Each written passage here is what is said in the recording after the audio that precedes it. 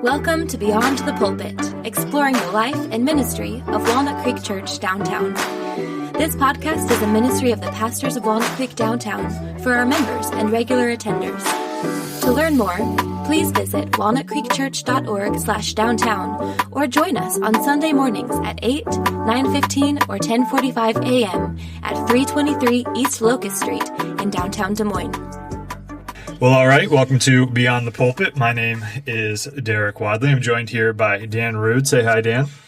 Hello, everyone. And Luke Cookie. Say hi, Luke. Hey, guys. And we're excited for this podcast. One is that this is our first video podcast. So you can see let's go. The place where all the magic happens. This windowless room covered in pads. So if you're listening, you could watch it to learn what this is more. I don't know what it's going to add. We can't tell you where we're at, though. It's a secret. It's a secret. You can't know. This is our underground church bunker. That's right. But yeah, so the point of this podcast, though, is for, as you hear in the beginning, it's for the members and regular attenders of Walnut Creek Church. Mm-hmm. And with respect to our members, we actually have a member meeting coming up very soon. Here we go. Very soon on September 4th from 5 to 7:30. And so we're not going to be doing business for 2 hours, though, right? No. I mean, we could do, but we are. There's a lot to cover. So dinner will be ready at 5 o'clock for you if you're able to make it. Otherwise, the meeting starts at 6. We'll go about 90 minutes from there. So you can sign up on our website for that if you are a member. Yeah. If you've gone through the 4-week membership class, done the interview, signed the covenant, all of that. So we would invite you to be there. We'd actually pretty strongly encourage you, if you are a member, to be there, because member meetings are really, really important in the life of a church and in the life of our church. And so I want to ask the question to you guys then: why do we do member meetings? Why are they valuable? Why do we do them? That is a great question, and I've had a few people ask me that question recently in light of the upcoming member meeting, and it seems like there are a few different responses that people have. Some people, they'll say, I'm a member of the church, I love the church, don't need to go to the member meeting, I know what's going on, and I'm kind of busy, so life can get busy. So that's like one response. Some people, they come to the church regularly, they're not members, but they want to go to the member meeting, and so there's a variety of different responses. And so they're self-declared. They're self-declared, which we'll talk about in a moment. There's no such thing, but I declare myself to be a member. No. So I think this is a really important question. And as time moves on, it's important that we have clarity about why these meetings are worth our time and energy, because it does take time and energy. So 5 reasons. 5 reasons. Why do we do these member meetings? 5 reasons. And these are not the only 5, but I think these are central to answering the question. Number 1 is to see each other. To see each other. We have 3 services downtown, and what can happen over the course of time is that a lot of people will go to the same service week over week, month over month, and there are members of the church who never gather together in any meaningful way. They're not in the same community groups. They're not serving in the same ministries. And so the member meeting just provides an opportunity for all the members, for all the services, to gather together, to look at each other, to see each other, and to spend some time together. That's a big reason why we have the meal from 5 to 6 o'clock.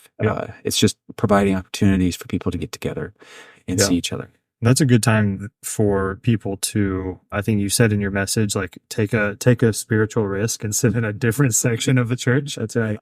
Big risk. That's maybe even higher risk, because not everybody there is a member and they might not even be Christians. But at a member meeting, the risk is a little bit mitigated. Or maybe you don't sit with your community group.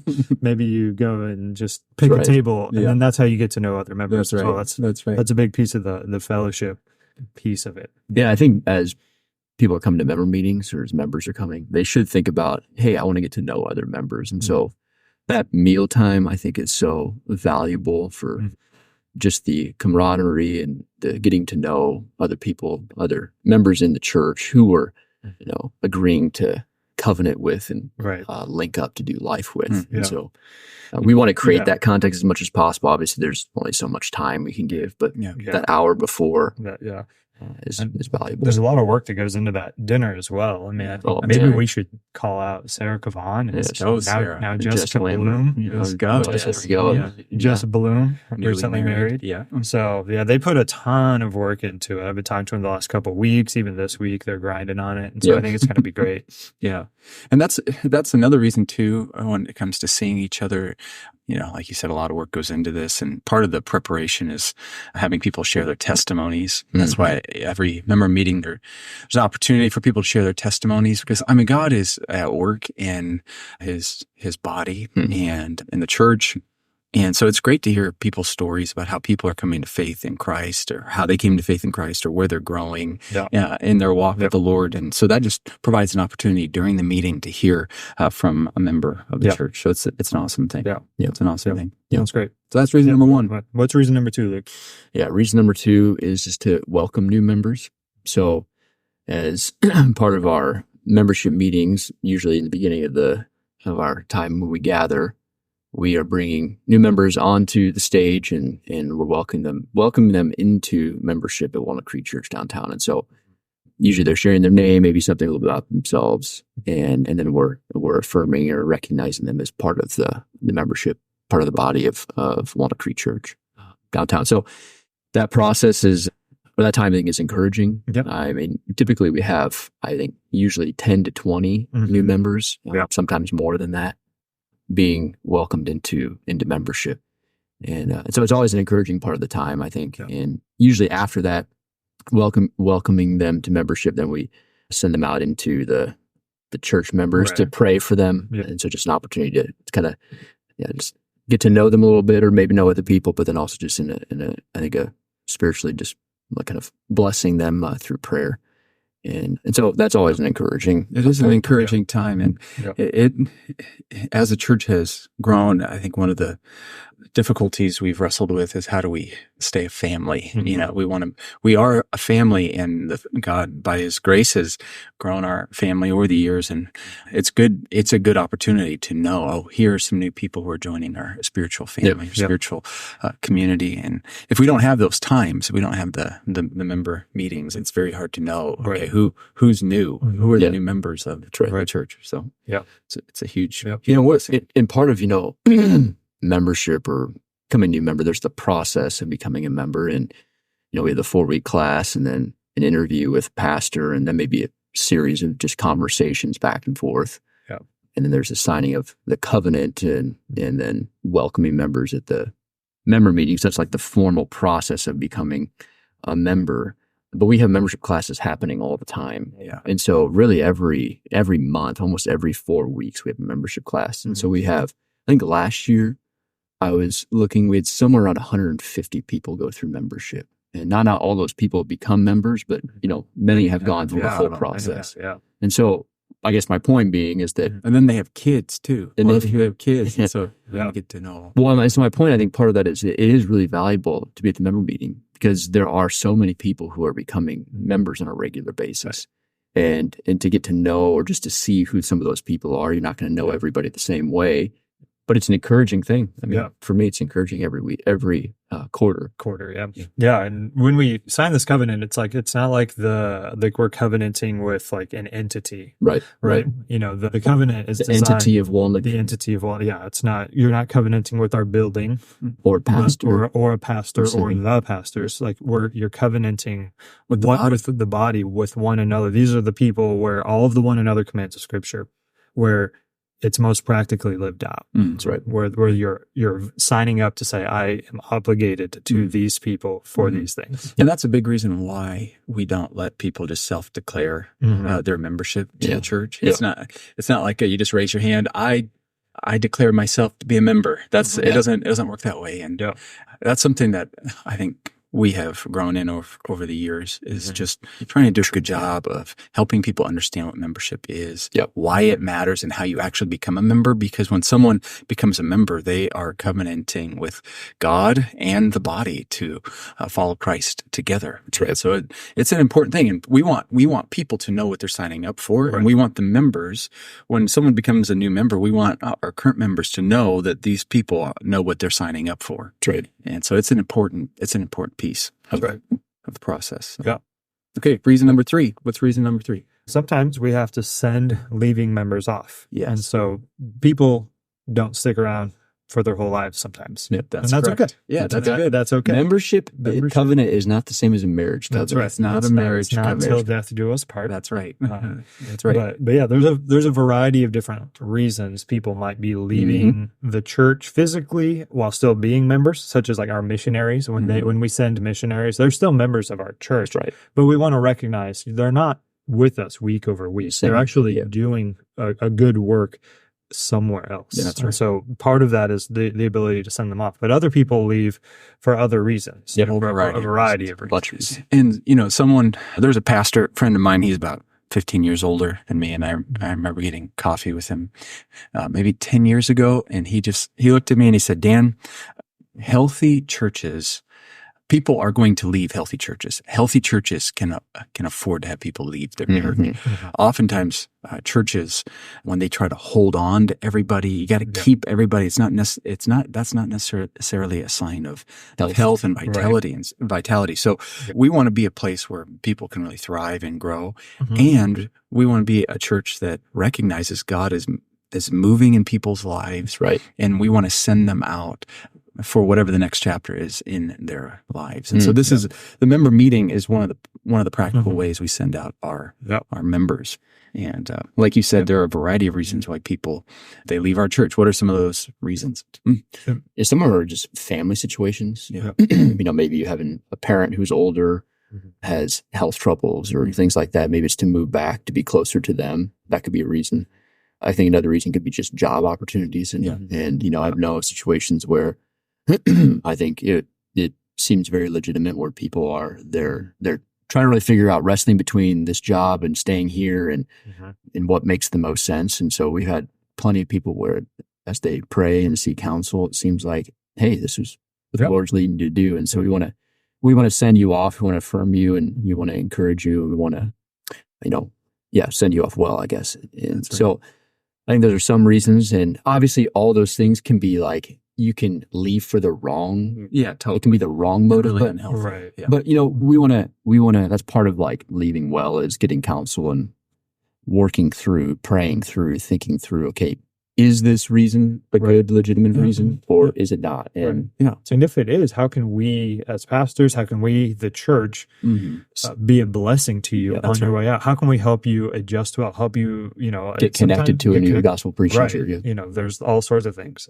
And sometimes, it's not like a job or anything. Sometimes there are legitimate, like doctrinal disagreements. There are. And that comes up theological things that people's convictions are different, and they're changed, they're different. And that's totally, obviously if someone's like denying the Trinity or that might be a church discipline issue. That might be a whole different thing. That's right. But, sometimes there are legitimate things that come up that it just doesn't make sense to be members of the same church. That's right. And we really want our people to leave well. It's an important step in maintaining unity in our church and in other churches. Yeah. We have friends who are pastors at other churches, and sometimes we'll talk to each other, and we just recognize there are people who are in our church right now who used to be in their church, and vice versa. That's right. Yep. And if people leave Walnut Creek poorly, and they are, and I'm sure we make mistakes all the time, and I'm sure there are valid reasons to leave over things that we've done. I'm not saying we're flawless, we're not, but if people leave poorly and then they go to another church, that is not going to be a unifying thing typically. So what would be maybe just briefly talking about what leaving well versus leaving poorly? What would that maybe look like? Yeah, because part of our covenant is we want. The seventh point of the covenant is leaving well. People to leave well. And we really do mean that. And I think we want to help our members, if you're listening, your member, to even better understand that and practice that. So what would be leaving well look like versus, leaving poorly? Yeah. So maybe a couple of common reasons people leave, and I would say pretty poorly, is maybe they have a friend in the church and their friend hurts their feelings over something. They have a conflict, a disagreement. It could be about something big or something small, and they just say, I'm out of here. And I'm not even going to try. I'm not even trying. This is ridiculous. I hate you. I'm gone. That is extremely common. Yeah. I think another reason is that people, they want to hide in their sin, or they want to hide their sin, and they don't want to deal with it. That's right. So maybe they are being sexually immoral, or maybe they're really bitter. There's a deep bitterness in their heart, and they don't want to deal with it, and they don't want to be known by people. Yeah. Right? Because when you have relationships and people have obvious sin in their life, it's hard to ignore it. And so they say, I want to go to a place where nobody knows me. No one knows anything that's going on. Yeah. Another bad reason, I think, for leaving is that you recognize a shortcoming in the church. like there's something wrong with the church. And I think, as pastors. That's why people leave other churches. We probably take that out.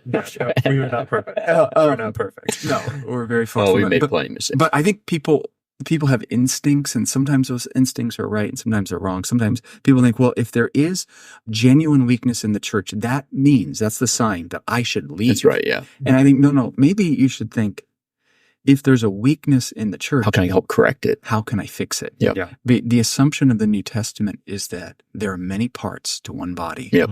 And not everybody is an ear. Not everyone is a thumb. Not everyone, is a brain. And not everyone is a brain.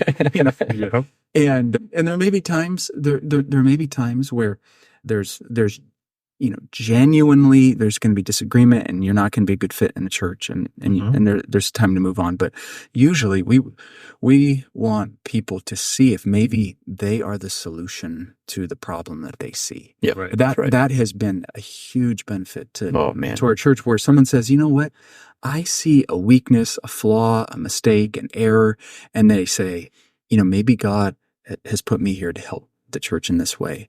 And that has happened dozens and dozens of times over the years. That's right. And so I think leaving well is leaving poorly would be to say, there's a weakness, therefore I got to go. Mm-hmm. And it's find the perfect church. Find the perfect church. Or someone's hurt me and I got to go. Yeah. Right. And when you go, it's like, you're going to get hurt by somebody at a church, or you're not going to find the perfect church. Yeah. And again, we're not perfect. We're not perfect. Yeah.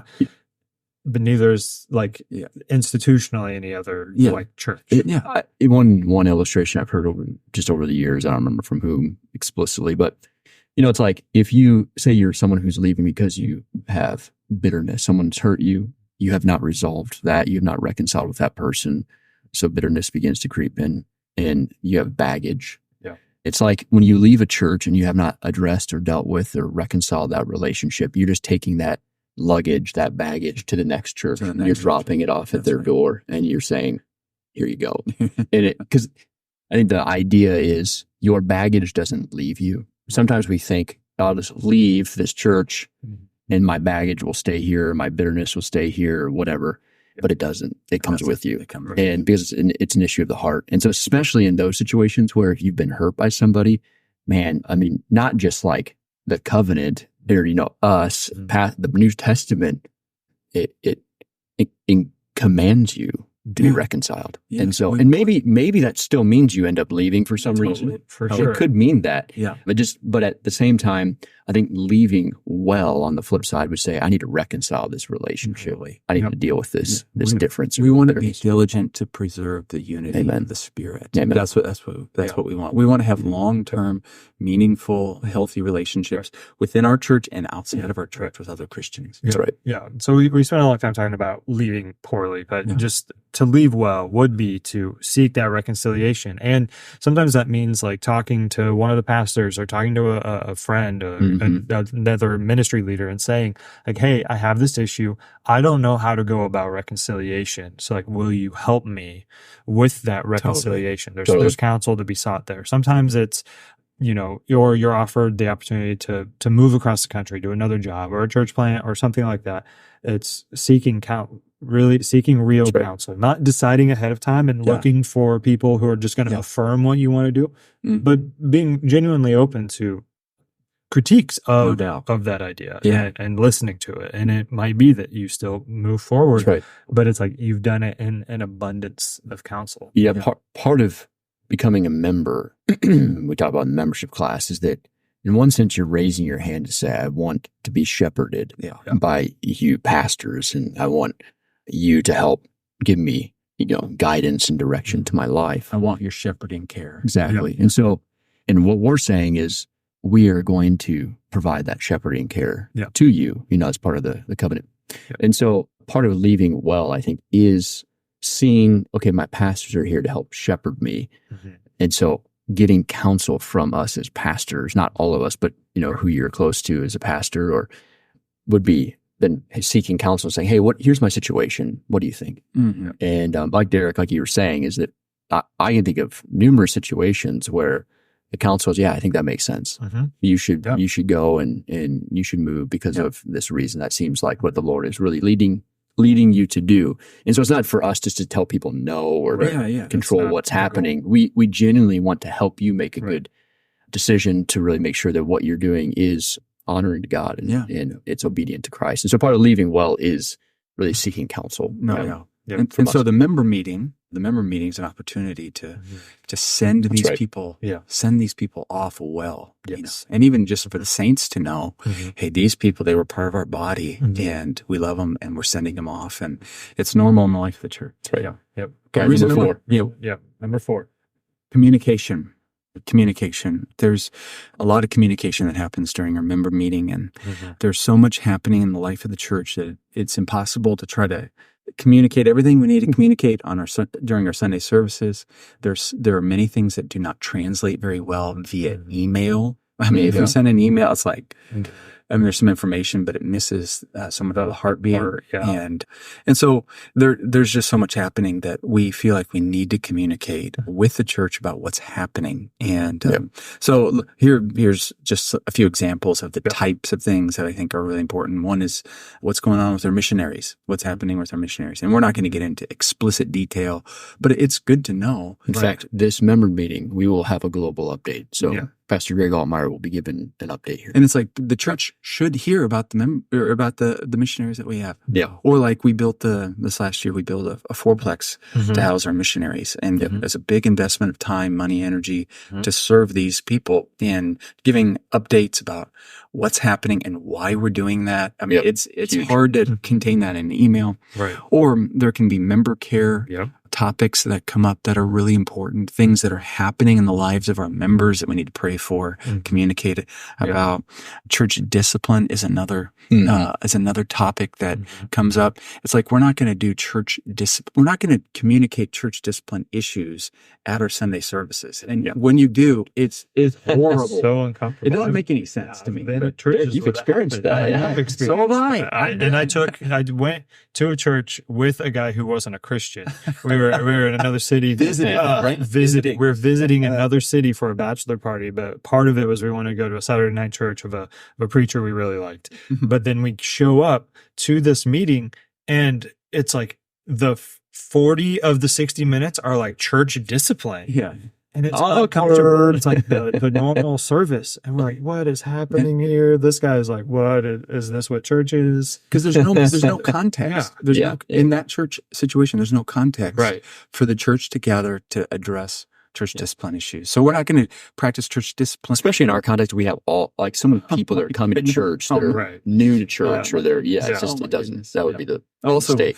So we want to communicate about church discipline topics. Also, vision. We want to communicate vision. What are we doing? Where are we doing? Where are we going? Some updates. How are we staying on mission? We look at the mission to start every week, every meeting. Every meeting, and then the vision is how we're going to execute on that. How are we going to do that?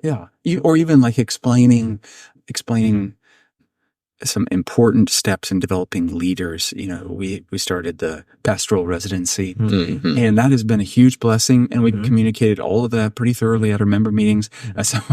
Someone who will remain anonymous came up to me. They'd been a member for a long time, and they were pretty upset at first. And they're like, "What's the deal with the pastoral residency? I've heard nothing about it." And I said, "Brother, that's because you've been to none of the member meetings."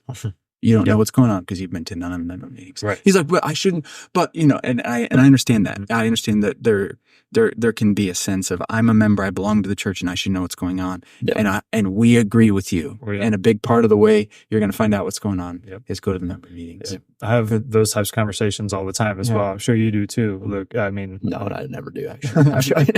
Yes. Yeah. right. So yeah, there's time to be able to communicate that stuff. And a part of the communication process is our Q&A that we do. Totally. And so we want to be able to open it up. Sometimes it's uncomfortable. It is a family meeting of the church. Family meeting. But sometimes that family is 300-400 people. And when you ask your At a question out time. loud, you're at a time. So Yeah. it's, but there is opportunity for that. Things that we get brought up or things that are even just on your heart, things you're wondering about that maybe we didn't get into. And there's that formal communication or Q&A time, but there's also just the opportunity through being together, the meal before, after, No you can doubt. ask questions. Right. So yeah. Right. Yeah, so we want to communicate, and we want to get better and better at communicating with the saints. That as the church grows, we got to get better and better at communicating with the saints. And so that's just one critical piece of the whole process. Yep. All right. We said we have 5 reasons. We've done 4. Okay, reason number 5 Last one is to Here we go. reaffirm the covenant, our Yep. covenant together, to remember our covenant together. Yep. And why is that important, Luke? It's a good question, Ed. No, I think it is important because it's just a reminder of what is the covenant? What are we doing? And a reminder of I'm before God. I'm committing to following Christ with these people together. These are the people that I'm linking arms up with, and we're walking with the Lord together. And so it's an opportunity at the end of our meetings, we just recite the covenant together to remind ourselves of what we have covenanted to and who we have covenanted with. That's right. That's right. So I find that extremely helpful. Every time I'm going through those points, I'm like, oh yeah, it's really good. To remember good. This is what we're doing. And it's not like the covenant it's like an addendum to the Bible. It's like, no, it's just pulling out what the Bible already the says. scriptures And it's just describe helping life together. ourselves say, okay, this is what we're giving ourselves to. That's right. And to whom we give it with. Yeah. Yep. So there we could probably list off A lot. 10 more reasons, but these 5 reasons are central to what we're trying to accomplish at the member meeting. And so if you are a member of Walnut Creek, our hope is that you will prioritize these times together, that you'll show up full of God's Spirit, ready to love one another, to learn, to be together, and to be a blessing to the church. And if you're not a member and you're listening, there are membership classes happening regularly, so you can jump on the website and find those. And we encourage you to walk through the membership process. I think it's really a blessing to your life. Yep. So do that. Don't come to the member meeting. That's Class. not step one. Step one is the membership. The membership class. So that member meeting coming up September 4th. That's a Wednesday. We haven't done it's different than Sunday right after church or Sunday at evening. Yep. So we're trying something a little different. And so far, a lot of y'all have signed up. Yeah, that's been really encouraging. Normally, the number that we're at right now is the number that we're at like 2 days out. Yeah. And so we're still a good week and a half away. So at least from the time that we're recording this. So Wednesday, September 4th, 5 to 7:30. Yep. You can sign up on our website. So we hope to see you there. Thank you for listening to Beyond the Pulpit. Walnut Creek Church exists to glorify God by making authentic disciples of Jesus Christ who love and worship Him in all they do. To submit a question to be answered in our next podcast, please visit our website at walnutcreekchurch.org/downtown. If you haven't already, please give us a follow on Facebook and Instagram and sign up for our weekly email updates. And please join us for church on Sunday mornings at 8, 9:15, or 10:45 a.m. at 323 East Locust Street in downtown Des Moines.